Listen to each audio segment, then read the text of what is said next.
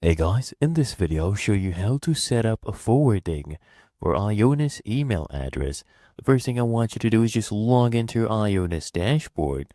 Come to the top, click on menu, and from here select the second option, which is email. And I want you to just scroll down. You'll actually see all your different domains that you have in your portfolio. So select this domain right here.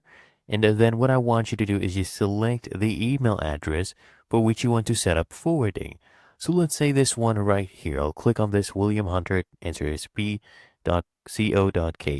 So you scroll down, and then what I need you to do, okay, is right here you'll see forward. It says not active, right? I want you to just click on this, and now we can set up a forward. Click on add forward right here, and then just enter the forwarding target. Okay, just paste in the email address that you want to forward to. So this is it right here. And then you click here on next. Now, as you can see, the forward has been set up. Just give it a few moments and it will be active. And this is the target email. Really that easy. And that is how to set up forwarding for IONOS email address.